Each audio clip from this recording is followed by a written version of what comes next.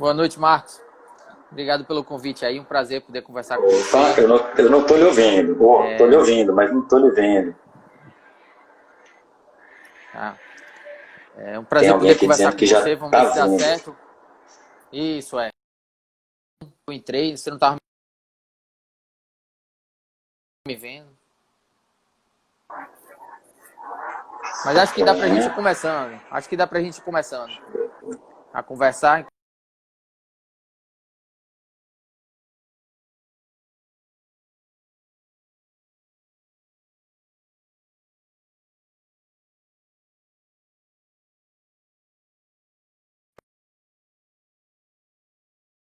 Me ouvir também, gente? Direitinho. Acho que Olha, eu ouvi direitinho. pronto. Pois é, gente. Estamos... Leonardo aí é geriatra, gerontologista, presidente da sucursal aí, Regional Bahia, da Sociedade Brasileira de Geriatria. É também médico lá do Hospital Aliança, nosso colega. E a gente veio bater um bate-papo aqui. Queria que vocês ficassem à vontade para fazer perguntas. A gente pode interromper a live quando vocês quiserem. A gente ia comentar, né, Léo? A gente vê muito na prática, muita gente falando, procurando geriatras, neurologistas, por queixas de memória. Né? Aí a pergunta é quando saber que uma pessoa está com demência, né? Quais são os requisitos que o leigo deve ter noção assim, para entender o que é mesmo uma demência? É bem interessante a gente começar por aí, Marcos, porque infelizmente o que a gente vê até hoje são muitos familiares vindo buscar ajuda no momento que a demência entra na fase moderada, né? Ou seja, a gente perdeu a primeira fase da doença e na fase moderada, onde habitualmente acontecem distúrbios de comportamento mais importantes, né? Então, distúrbios de agressividade ou uma incongruência social, uma inabilidade de lidar com o meio social, ou situações mais graves, como não conseguir realizar a higiene pessoal adequada. Nesse momento, habitualmente, a família acende o alerta de que alguma coisa está acontecendo, mas que, na verdade, o prejuízo cognitivo, ou seja, o prejuízo do cérebro, vinha ocorrendo muito antes, né? E isso também faz a gente pensar assim, muitas vezes a queixa de memória vinda da pessoa, do indivíduo. Então, quando o indivíduo procura a gente com uma queixa de memória, eu estou esquecido, na grande maioria das vezes, essa queixa de memória está relacionada a outros problemas não demência, né? Agora, quando o acompanhante, o familiar, aquela pessoa que está próxima, traz a queixa de memória ou qualquer outro distúrbio da cognição, ou seja, qualquer outra função do cérebro, aí sim a valorização e pensar numa síndrome demencial aumenta, né? Vou fazer só uma pausa. Eu estou ouvindo um fundo, como se tivesse alguma coisa aberta aí. Eu não sei se vocês estão ouvindo esse barulho também. Tá, de certa forma, incomodando bastante. Eu posso tentar desconectar meu fone para saber se é isso. Talvez valha a pena você tentar também, Marcos. Uhum. Eu desconectei meu fone e continuou esse barulho. Talvez seja seu microfone aí. Eu vou tirar então o fone aqui, eu vou fazer no ao vivo. Deixa eu ver aqui. Melhorou o ruído. Agora eu tô Pronto. ouvindo, era isso mesmo. É ótimo. Teve alguma interferência? Seu fone foi hackeado aí, entrou uma música, alguma coisa aconteceu aí. A música foi eu que coloquei. Ah, tá bom. Léo, eu vi aqui uma pessoa perguntando, né? Mais ou menos que idade é que começam os sintomas de demência? Alguém colocou aqui, acho que foi Eli Bispo. Não tem uma idade para começar. Existe uma idade que é mais prevalente, né? E também depende um pouco do tipo da doença. Então, existem alguns tipos de demência que são um pouco mais precoces do que outros. Quando a gente fala precoce, a gente está falando aí próximo a 60 anos, né? São casos de demência em pessoas mais jovens que isso existem, mas são mais raros ainda, né?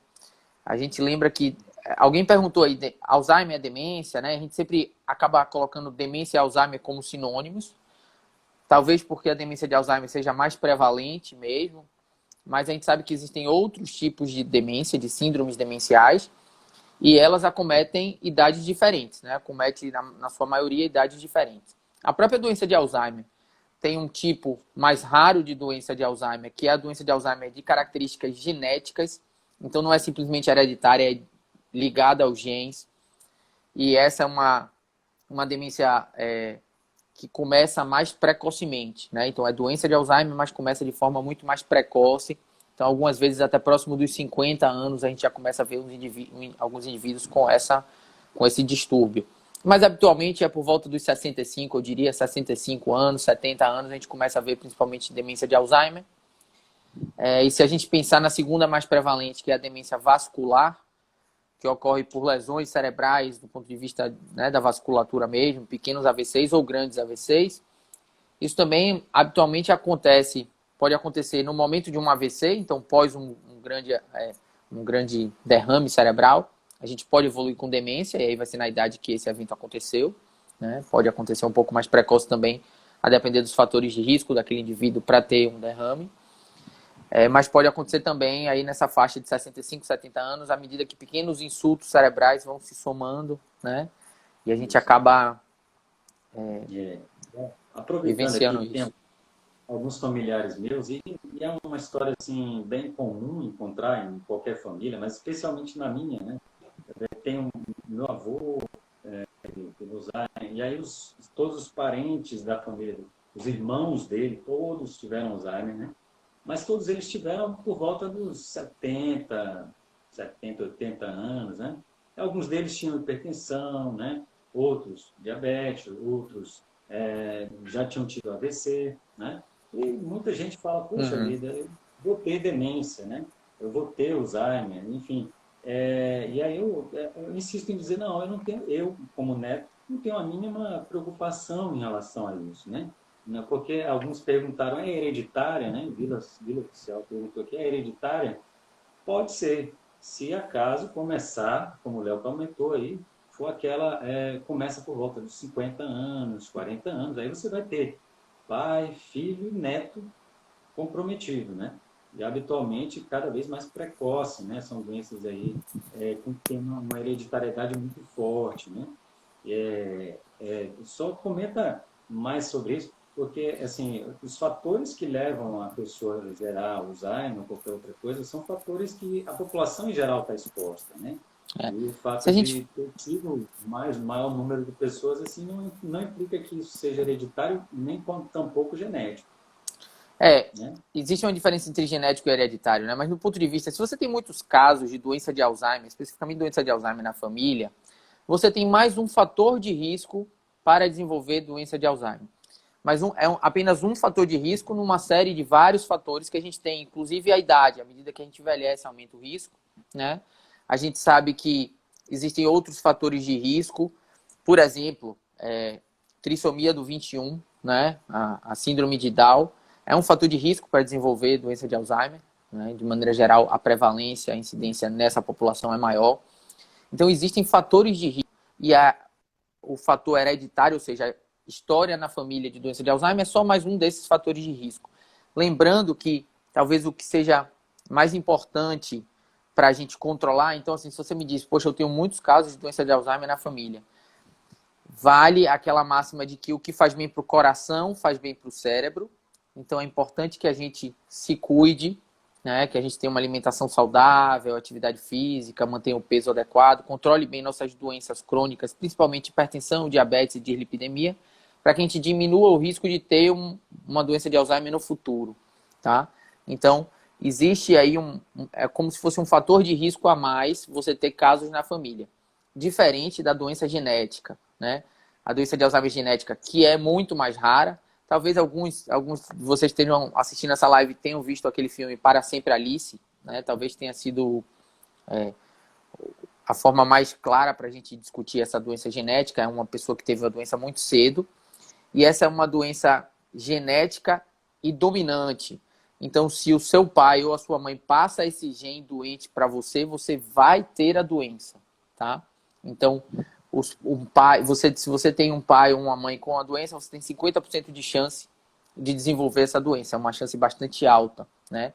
É bem diferente do fator de risco, casos na família, né? Não chega nem próximo disso e não significa que você vai ter porque tem casos na família. Isso. E comentando, inclusive, lá do início, né, a gente falou a demência. Aí Léo comentou que há de se ter um comprometimento para as atividades básicas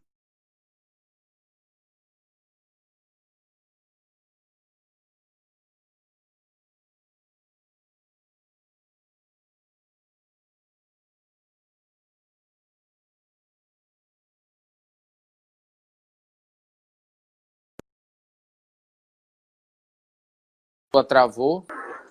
Vocês estão me ouvindo ou deu uma pausada aqui? Eu acho que... Tá me ouvindo, Léo? Foi, deu uma travada, eu tô te ouvindo agora. Tá me ouvindo, né? Você tava falando Deu uma pausada, mas... grau de comprometimento. Tô ouvindo. Isso. A gente tava falando um pouquinho do diagnóstico, né? De como a gente pensar em demência. Isso. Isso, exatamente. Aí, só porque alguém perguntou aqui, esquecimentos frequentes pode ser demência. Inclusive, quem perguntou foi Solange, uma acompanhante de um paciente meu, uma irmã do paciente minha. E aí, eu queria falar mais ou menos isso, né? O que é demência, o que é um esquecimento, o que não é demência. Você comentou, então, né, assim, aquele que quando o paciente fala assim, quando o paciente se queixa de demência, que você comentou, geralmente não é a demência, né, a causa, né? Geralmente quando o paciente que tem demência vai para o consultório, geralmente ele olha para o médico faz a pergunta e o acompanhante é quem responde, né? E muitas vezes a queixa é mais do parente do acompanhante, né? Essa é uma das formas, mas tem várias outras questões, né? Conta aí pra gente, Léo. Quando a gente pensa em esquecimento, a gente sempre relaciona esquecimento com uma coisa ruim, né? Poxa, tô esquecido, coisa ruim, eu sou esquecido. Mas, na verdade, o esquecimento é um protetor para o nosso cérebro. Vamos imaginar se desde o momento que a gente nasce, tudo que a gente recebe de informação, a gente tivesse que fixar, né? Tivesse que memorizar e lembrar dessas informações. Então, na verdade, o esquecimento é um mecanismo de limpeza para que você consiga absorver e gravar e memorizar o que é importante para o seu cérebro, né?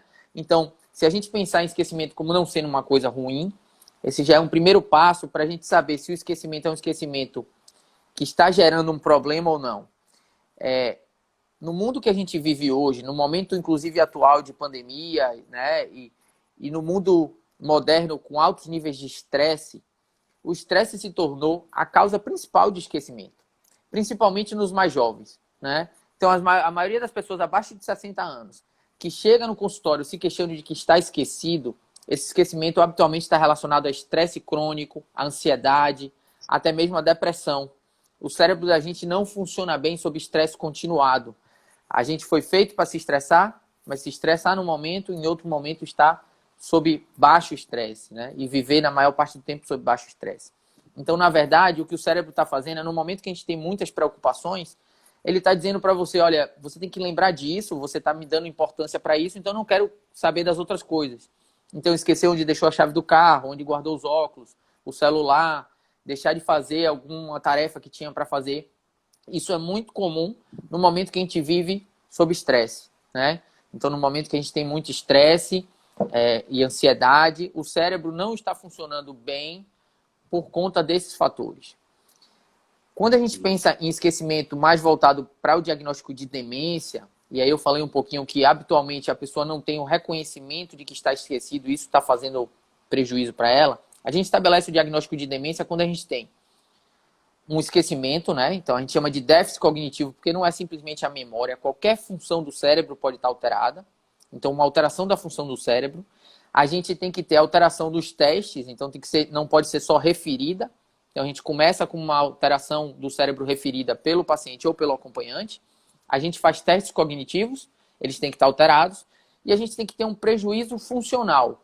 Ou seja, alguma atividade do dia a dia tem que estar prejudicada, a gente não pode estar sendo capaz de realizar de forma adequada por conta desse prejuízo.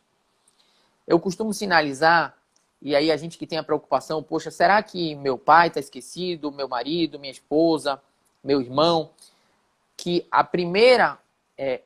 o primeiro prejuízo funcional que a gente costuma ter é o prejuízo com as finanças, tá? Então, gente, não é porque a gente envelhece que a gente vai delegar para alguém mexer com o nosso dinheiro. Isso não vai acontecer. a gente vai continuar manejando o nosso dinheiro, sabendo quanto entra, quanto sai, quanto eu posso gastar para comprar um presente, por exemplo, quanto eu posso gastar para sair para jantar. Então, no momento que isso começa a ser prejudicado, a gente tem que acender uma luz vermelha, um sinal de alerta, porque talvez seja o início de um déficit cognitivo aí que está se instalando, né? Então, para ter demência, né, seja de qual tipo que for, a gente tem que ter uma queixa de memória, seja do paciente, seja do familiar ou acompanhante. A gente tem que ter alteração dos testes cognitivos que a gente realiza em consultório, né, com o neurologista, com o geriatra, ou até com um neuropsicólogo. E a gente tem que ter essa perda funcional, tá? Então tem que ter alguma coisa que a gente não está conseguindo fazer que a gente fazia antes. Isso. O interessante, Léo, eu costumo às vezes explicar assim que o portão da memória, né, ele depende de duas coisas. Tanto para a gente colocar uma coisa na memória, quanto para retirar o que lá tem, é importante a atenção. E aí, se a gente dorme mal, natural que a gente fique desatento. E por isso mesmo, tanto a atenção quanto a memória vai ficar comprometida, tanto colocar como retirar. Também a própria ansiedade, o estresse do dia a dia, faz com que a gente pense no amanhã e menos no hoje. E aí o foco na atenção diminui e por isso mesmo a memória vai ficar ruim, né? A memória de trabalho, geralmente, então, como você falou, existe esse estado relacionado ao estresse, que quando a gente faz os testes, né, como você bem citou, a pessoa vai bem, e na funcionalidade a pessoa é boa também. Então, aí é importante diferenciar, né, que o esquecimento do dia a dia e o esquecimento relacionado ao quadro demencial. Existe uma outra coisa que a gente chama anosognosia, né? É o paciente que está num estado de demenciação, ele perde a noção de que ele está perdendo a memória, né? Só os outros que vão chamar a atenção disso a ele, né?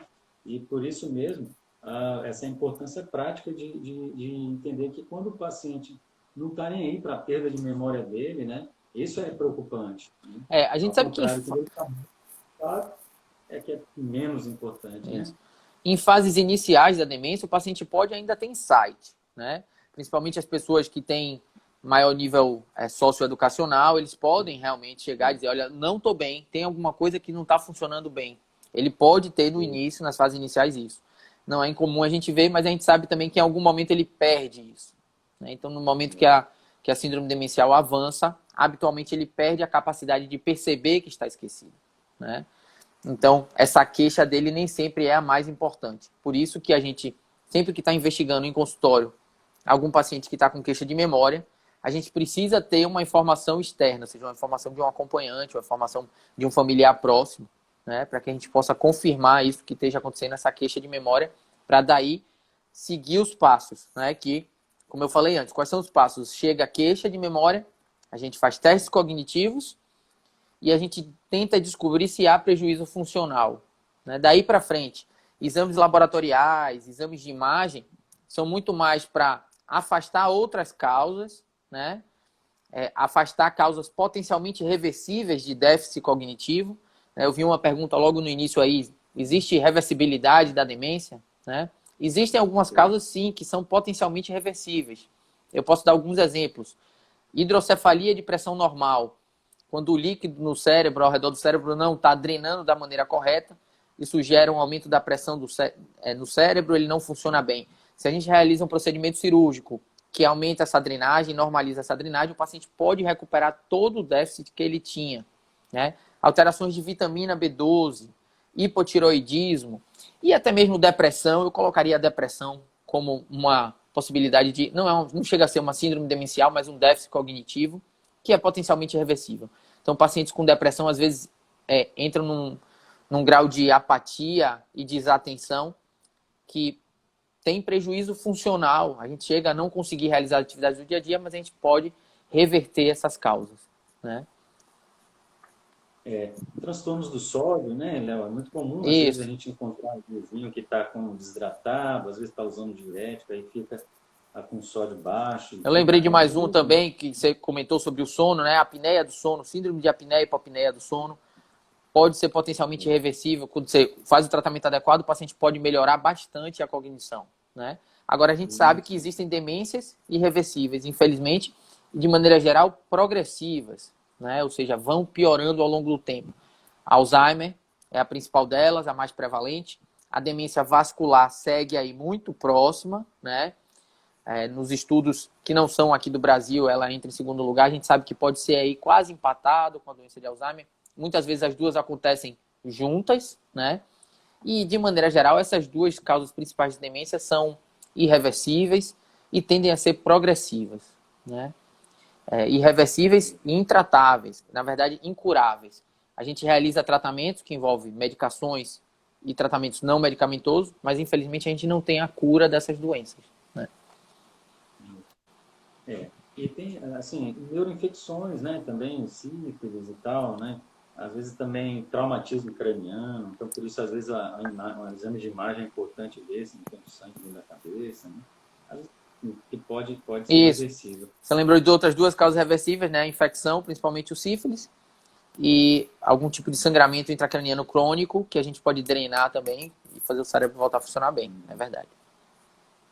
E nessa prática diária, né, Léo? Às vezes, na própria anamnese, assim, sabendo a queixa do doente, fazendo os testes, a gente tem ideia mais ou menos de qual é o comprometimento cognitivo que está mais afetado, né? E como se deu essa história, no começo de memória, né? Para depois um outro vídeo espacial, o primeiro comportamento, para depois... Enfim, fala mais ou menos assim como é que é essa questão. E aí, assim, logicamente tem a história do doente, tem o que a gente pega no exame físico, e tem também alterações de imagem que fazem a gente ir para um caminho ou para o outro, né? Isso. Nos diagnósticos das demências, né? Ainda hoje, o diagnóstico do Alzheimer, isso foi uma pergunta aí eu não consegui pegar o nome de quem perguntou, mas ainda hoje o diagnóstico da doença de Alzheimer é um diagnóstico eminentemente clínico, né? Se faz diante da queixa de memória, da queixa de alteração da cognição, alteração nos testes cognitivos e prejuízo funcional. A gente faz exames de sangue para afastar essas outras causas, até que a gente comentou, muitas delas reversíveis, né? A gente faz um exame de imagem, então é prerrogativa do diagnóstico de uma demência fazer um exame de imagem. A ressonância é um pouco melhor do que a tomografia. A tomografia pode ser suficiente, né? A ressonância é bem melhor e existem exames hoje funcionais que conseguem dar informações mais acuradas ainda para a gente. Mas, de novo, afastando possibilidades, porque uma ressonância normal pode ser vista em um paciente que tem Alzheimer, né? A gente sabe que isso pode acontecer. A gente esperaria uma hipotrofia em determinadas regiões do cérebro. O cérebro pode estar globalmente diminuído, compatível com a idade, essa alteração muito comum com a idade, e o paciente ter clínica de demência de Alzheimer, a gente poder fazer esse diagnóstico, né? A gente sabe que a gente está avançando à medida que a medicina avança. Hoje a gente é capaz de fazer um exame de líquor para tentar identificar nesse líquido que banha o cérebro algumas alterações que são mais sugestivas de doença de Alzheimer, mas esse não é um teste diagnóstico para doença de Alzheimer, nem está indicado para todo mundo. Ele está indicado em casos específicos onde a gente quer principalmente diferenciar outros tipos de demência da demência de Alzheimer, né? Em alguns casos que a demência de Alzheimer se mostra para a gente um pouco atípica, seja um paciente muito jovem, seja porque começou com um comportamento muito alterado, que é uma característica de um outro tipo de demência, né? Quando a gente começa com comportamento, que é uma demência que a gente chama de frontotemporal, é uma demência que progride rapidamente, normalmente acomete pessoas mais jovens e tem como característica essa alteração do comportamento, né? A gente tem uma alteração do comportamento muito marcante, mesmo antes de alterações de memória. Habitualmente o Alzheimer começa com memória, né? Então, algumas vezes que a gente tem dúvida diagnóstica, a gente pode recorrer ao exame do líquor, mas ainda não é uma condição obrigatória, para o diagnóstico da doença de Alzheimer, tá? Então, o diagnóstico é eminentemente clínico, mas esses exames são importantes. As características, como você falou, eu costumo dizer que o diagnóstico é basicamente dentro do consultório, né? Então, a gente vai ouvir o paciente, a gente vai ouvir a história que ele traz, a história que a família traz. Como se deu esse esquecimento? Começou quando? Como é que vem a progressão? A doença de Alzheimer habitualmente progride de forma lenta e gradual. A gente não consegue nem mesmo estabelecer quando que ela começou, quando que piorou, ela vem gradualmente em piora. A demência vascular, ela costuma evoluir em degraus. Então, no momento que a gente tem um insulto isquêmico um pouco maior, a gente desce um degrau da cognição, então a gente consegue estabelecer marcado, olha, daquele último Natal para cá, minha mãe não é a mesma. Claro que se tiver um AVC, né, um derrame, é mais fácil de estabelecer, mas às vezes não tem aquele AVC de deixar o corpo paralisado. Mas a gente consegue saber, olha, foi dia tal, foi estranho, minha mãe não é mais a mesma. Ficou muito esquecida a partir daquele dia. Como eu falei, a demência frontotemporal tem um comprometimento mais associado ao comportamento inicialmente. A demência por corpúsculos de Levy, o paciente apresenta sinais de parkinsonismo, né? Então, tudo isso é feito dentro do consultório, né? É a avaliação do médico, seja o geriatra, seja o neurologista, numa anamnese bem feita. Então, eu digo que, na verdade, o que a gente precisa para fazer bem diagnóstico de demência é tempo, né, Marcos? A gente precisa ouvir, estar atento, examinar com calma. A gente precisa de uma consulta com tempo para que a gente possa fazer o diagnóstico mais correto. E aí, quando a gente vai para os exames, a gente já tem na cabeça, né, qual é aquele tipo de demência que a gente está pensando, né? Perfeito. Eu vi aqui algumas pessoas postando assim, um familiar caiu, bateu a cabeça e agora está delirando, falando coisa com coisa, né? Um outro dizendo, teve infecção urinária no idoso e ficou desorientado. Explica aí essa questão, Léo. É super comum na nossa prática. Isso é demência ou não é? O que é isso? Fala aí pra gente. Para a gente que trabalha na emergência, né, Marcos, a gente vê muito o paciente que chega agudamente desorientado. Ele não está falando coisa com coisa, ele não sabe que dia é, ele fez atitudes erradas em casa. Esse quadro agudo, a gente chama de delirium, tá? Não é aquele delírio com O no final, que é ideações erradas, é delirium. E o delírio se traduz por uma confusão mental aguda. Habitualmente, isso tem uma causa orgânica, né? Alguma coisa está causando isso. Por exemplo, e é muito comum no idoso, infecção urinária, pode ser distúrbios hidroeletrolíticos, desidratação, distúrbios do sódio, pode ser medicamentoso, muito comum também, a gente usa uma medicação que altera o funcionamento do cérebro. Eu vi que alguém colocou aqui, Léo, só interrompendo um pouquinho, um psiquiatra nosso, o Cássio, um psiquiatra colega, falou, não, a gente também lida com demência e tal. E eu vi alguém colocando aqui, minha mãe usa muito Rivotril, né? E agora ela tá falando bem, tá meio esquecida, né? Outra coisa, só aproveitando que você está comentando aí, mas dá seguimento. Tá. Não, Cássio, você tá certo, Cássio. Chega também para o psiquiatra, sem dúvida nenhuma.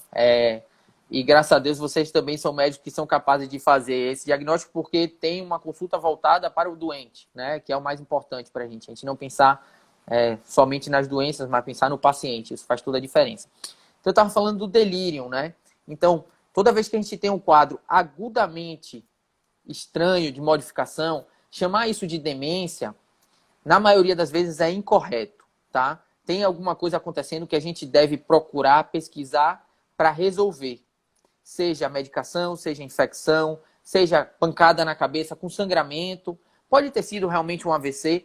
Eu já vi acontecer com infarto. O paciente infartou e a única manifestação que ele teve foi de confusão mental, tá? O que é que eu preciso ponderar em relação a isso? É importante a gente entender que o cérebro que apresenta delírio, ou seja, o paciente que em algum momento tem esse quadro de confusão mental aguda, tem um cérebro, de certa forma, já comprometido. Ele não teve reserva cerebral para vencer o desafio que foi posto no corpo dele diante da infecção, do distúrbio hidroeletrolítico, da queda, do infarto, da pneumonia. Então, muitas vezes o quadro de delírio está se sobrepondo a um quadro demencial. Seja que o quadro demencial já esteja instalado, ele pode estar simplesmente no começo, ou pode ser um cérebro que realmente ou é muito envelhecido, ou tem um quadro de demência muito leve, né, que a gente ainda nem percebeu, não fez o diagnóstico ainda, mas que chama a atenção para a gente. Então, todo aquele indivíduo que, até mesmo a internação hospitalar, principalmente o UTI, pode fazer isso.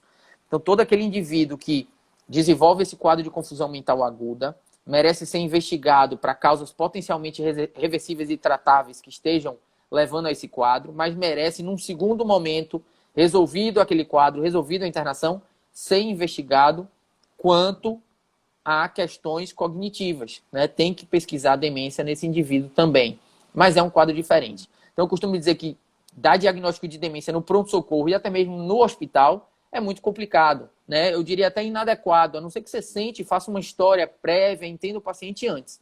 Mas aquele momento agudo precisa ser resolvido para a gente entender um pouquinho o que é que ficou e o que é que tem nesse cérebro, né? Perfeito, Léo, é isso aí. Uma outra coisa que, assim, a gente vê muito é o seguinte, eu costumo dizer assim que o cérebro do idoso, imagine como se fosse uma criança, né? Uma criança recém-nascida, nos primeiros meses de vida, ela chora por tudo. Chora porque está querendo urinar, chora porque está querendo comer, chora porque quer dormir, né? E você não vai entender exatamente o porquê daquele choro, né? Mas com o tempo você vai perceber que, na verdade, é uma infecção urinária no idoso, né? É um sódio que está baixo, é um sangue dentro da cabeça, ou seja, a forma de expressar do idoso é muito parecida com a forma de expressar de um bebê recém-nascido, ou nos primeiros meses, né?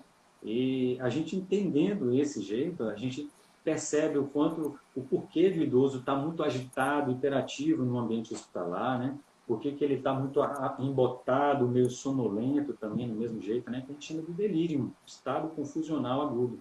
Às vezes só pelo fato dele ter mudado a cama de lugar, ou ter mudado de ambiente, né? Ou por ter introduzido um remédio novo, ou retirado um antigo, aumentado a dose, ou tirado um remédio, um Rivotril, que a colega colocou aí, né? Enfim, vários são os fatores que podem, como se fosse, alterar essa dinâmica, né? Com o cérebro frágil, como você bem comentou aí. Isso. E aí, Marquinhos, eu vou fazer um parênteses que eu acho que é importante, né? Vai ser um comentário bem geriátrico aqui. Que assim, eu evito ao máximo fazer comparação idoso-criança, né? Não que esteja errado sua comparação, pelo contrário, mas pelo seguinte, a gente não pode achar que o idoso é uma criança e nem deve tratá-lo assim, tá? Eu falo isso principalmente porque existe uma tendência a gente infantilizar o idoso. Então, carinho é uma coisa, infantilizar é outra. Então, usar diminutivos de forma exagerada. Ah, vozinha, levanta aqui a perninha, vamos tomar um banhozinho. Isso deixa de ser carinhoso para ser pejorativo, né? Infantilizando. E o idoso não vira criança, tá? O idoso não vira criança. Por mais que você, filho, neto, que esteja vendo aí nossa live, esteja cuidando de alguém, né? Ou já cuidou, tem que trocar fralda, tem que dar banho, tem que alimentar. Parece que esse tipo de tratamento é o mesmo tratamento que você dá com a criança, mas aquele indivíduo continua sendo pai, continua sendo avô. Ele não vira filho de ninguém, ele não vira neto, tá? Principalmente porque ele tem uma história de vida que precisa ser respeitada e deve ser respeitada, mesmo quando ele não seja capaz de colocar para você, né? Então, eu costumo dar um exemplo, eu dou muito esse exemplo do mamão. Então, minha filha cospe o mamão num dia porque ela não gostou. No outro dia eu dou de novo mamão para ela, porque ela tem que aprender a comer tudo e ela não está na idade de dizer o que ela gosta ou não e ela vai ter que se habituar com os sabores. Mas se um idoso, mesmo que não é capaz de dizer para mim que não gosta mais de mamão, eu sempre soube que ele nunca gostou de mamão, não é agora porque eu quero que o intestino dele funcione que eu vou dar mamão. Eu vou procurar outra alternativa. Mamão não vai entrar no meu cardápio, porque eu sei e eu respeito a história de vida dele, né? Então isso é uma coisa muito importante da gente seguir. É uma tendência própria da gente de cuidar. Então, quando a gente passa a cuidar e a gente lembra do cuidado com a criança, a gente querer tratar o idoso como criança, mas a gente tem que evitar isso ao máximo. Pensando assim, eu lembrei também em relação à demência, né? A gente está falando muito de idoso, confusão, demência, que não é porque a pessoa fica velha que fica com demência, tá? Isso é muito importante da gente entender, tanto para fazer o diagnóstico mais precoce, porque muitas vezes a gente não tem diagnóstico precoce de demência, porque a gente acha que aquilo é normal da idade. Tá esquecido, mas tá velho. Ah, tá velho. Também, 85 anos, você quer que lembre de tudo? Então tem que haver uma atenção nisso, para a gente não ter esse preconceito, tá? Do mesmo jeito... falava senil, né, Léo? O pessoal comentava muito, demência senil, senil, né? Isso. Eu não gosto desse termo demência senil, porque fica parecendo que é só porque envelheceu que ficou demente, né? Isso não é verdade. A demência é uma doença que alguns indivíduos idosos vão ter e outros não, tá? Então a gente tanto tem que ter esse raciocínio para não taxar qualquer idoso de demenciado incapaz e permitir, quando ele tem capacidade de sim tomar suas decisões, manter suas atividades, e tanto para que não deixe passar o diagnóstico nas formas mais iniciais, porque a gente simplesmente atribui aquilo à idade, né, e vai deixando passar porque é da idade, porque está esquecido, né? Exato. Muito bem. Alguém comentou aqui, alteração da cognição é demência. Alguém comentou assim, Alzheimer é porque tem alteração de memória. Como você bem comentou aí no começo, a alteração costuma ser de memória, né? Na grande maioria das vezes. E na demência, conta um pouquinho mais essa questão aí, que teve alguns que perguntaram de paralisia supranuclear, de demência frontotemporal, eu vi, né? Só fala um pouco mais de como é que é o Alzheimer, como começa e como evolui. Só o Alzheimer primeiro. Eu acho que é o O que o Alzheimer, pessoal ama bastante. sendo a síndrome demencial mais comum, né, a doença de Alzheimer mais comum em todo mundo, é uma doença que tem um início gradual, lento e gradual de progressão. Infelizmente é uma doença incurável e que tem essa característica de piorar ao longo do tempo, de forma lenta. Então, muitas vezes, pessoas que não estão próximas nem percebem o que está acontecendo, porque a pessoa pode manter sua capacidade social durante muito tempo, ela pode usar artifícios para esconder o problema que ela tem. Habitualmente começa com déficit de memória recente, tá? Isso é importante. Então, muitas vezes você vê assim, não, minha mãe não tinha problema de memória, ela lembrava de tudo da infância dela, ela me contava. Mas aí você pergunta, não, mas e as coisas mais recentes? Ah, não, aí era muito esquecida. Falava 3 vezes a mesma coisa, repetia o tempo todo. Então, habitualmente, o déficit de memória do Alzheimer é um déficit de memória recente, né? Então, pequenos recados, lista de compras, fala uma coisa e repete. Mas essa é uma área da cognição, a memória. Mas à medida que a demência avança, a doença avança no cérebro, vai comprometendo outras áreas cognitivas também, tá? Mas a característica principal é comprometer memória. Essa é uma característica forte da doença de Alzheimer. Atrapalha muito a linguagem também. Então, indivíduos que esquecem as palavras, né? Então, eles dizem assim, me dá aí minha coisa de escrever. Às vezes você nem percebe que ele esqueceu que ele queria falar caneta, porque ele usa um artifício, né, para camuflar esse déficit, mas o esquecimento de palavras, né, da nomeação, isso também é uma característica que faz a gente lembrar de doença de Alzheimer. Então, costuma, ali por volta dos 60 a 65 anos, dar os primeiros sinais, tá? Muitas vezes abre o quadro com apatia, a gente até confunde algumas vezes com depressão, né? Um outro diagnóstico diferencial que a gente pode falar mais para frente. E eu acho que vale chamar a atenção de que indivíduos que nunca tiveram um quadro depressivo previamente, não tem uma causa importante naquele momento para ter uma síndrome depressiva, um quadro depressivo mais grave, e desenvolvem principalmente depressão com apatia, a gente tem que ficar atento porque pode sim estar abrindo um quadro de demência, né? E pode ser doença de Alzheimer. Esse muitas vezes é um sintoma não cognitivo que abre o quadro, né? E aí costuma ser lento e gradual, mas progredir. A fase leve, com esses pequenos esquecimentos e dificuldades nas atividades mais instrumentais. E aí eu falei do manejo financeiro, talvez esse seja o primeiro, manejo financeiro.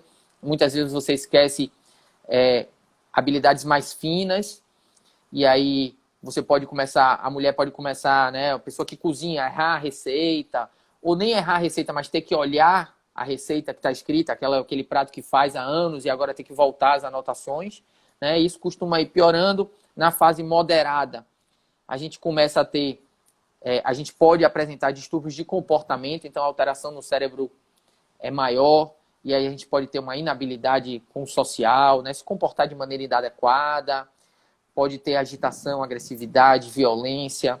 A gente começa a perder a capacidade de realizar as atividades mais básicas de vida, como tomar banho, se vestir, usar o banheiro. E essa deficiência, né, essa dificuldade vai aumentando até o momento da fase mais avançada da doença, onde a gente não consegue desempenhar nenhuma atividade de vida diária, né, que é como a gente chama, comer, tomar banho, se vestir, fazer a troca de roupa, levantar e sentar, e a gente passa a ficar totalmente dependente, chegando até o ponto de muitas vezes estar acamado, sem capacidade de comunicação, né, numa fase mais avançada e final da doença, onde começam a aparecer distúrbios de deglutição, né? Você não consegue engolir direito, nem controlar os esfíncteres, né? Controlar as fezes e a urina, e a mobilidade se torna também um prejuízo muito grande. Perfeito, Léo. Ó, a gente tem visto, assim, que alguém perguntou aqui, a falta de sono no idoso, junto com delírios durante a noite toda, ficar 3 dias sem dormir, Marília Santana perguntou. Realmente, existem várias coisas que a gente pode fazer para melhorar os sintomas do doente, né? E muitas vezes melhorar a qualidade de vida não só do doente, mas de todo o contexto familiar, do cuidador e tudo mais. Uma delas é realmente o sono, né? e muitas vezes, outras vezes tem a comorbidade, a pessoa está com Alzheimer, mas também está deprimida. Às vezes ela está com Alzheimer, mas também tem o hipotireoidismo, né? Outra causa de demência reversível, né? Que a gente passou. Então, assim, tem coisas, várias coisas a fazer, né? Muitas vezes medicamentos, e às vezes nem só medicamentos, mas medidas mesmo, hábitos de vida, né? Higiene do sono, né? Fazer medidas para delírio, né? Deixar ver a luz do sol, né? Fazer atividade física, manter o idoso ativo, estímulos musicais, estímulos, enfim, vários. Até Cássio perguntou aqui, eu tenho muita dificuldade em lidar com a apatia do idoso. Alguma dica? Acho que é uma coisa interessante. Fala aí, Léo, alguma coisa sobre isso. Começar pelo final, por apatia, quando a apatia é um sintoma da demência, né? A gente tem um desafio muito grande mesmo. E pode ser. E aí, a porta de entrada muitas vezes é o psiquiatra mesmo, Cássio, né? E a gente usa antidepressivo de maneira geral para apatia também, né? E a gente sabe, quando a gente fala de idoso de maneira geral, o tratamento da grande maioria das doenças, principalmente as doenças que envolvem o cérebro, pensar em tratamentos não farmacológicos são sempre muito importantes, né? Pensar em equipe multiprofissional, pensar em treinamento para a família, em educação e orientação. Então, muitos dos que estão ouvindo nossa live aqui são familiares, né? Tem profissionais também que lidam com isso, mas muito familiares. É importante a gente ter conhecimento para lidar bem, porque o paciente fica melhor quando a gente sabe como lidar. Então, você comentou aí do distúrbio de sono, agitação à noite. Eu volto um pouquinho para a questão do delírio, porque se o quadro está muito agudo, é uma coisa muito diferente. A gente vai ter que pesquisar causas que a gente possa reverter e melhorar, mas muitas vezes é só o quadro da síndrome demencial que evoluiu, né? E pode evoluir para distúrbios de sono, alteração do ciclo sono-vigília, ou seja, o paciente dorme de dia e fica acordado à noite.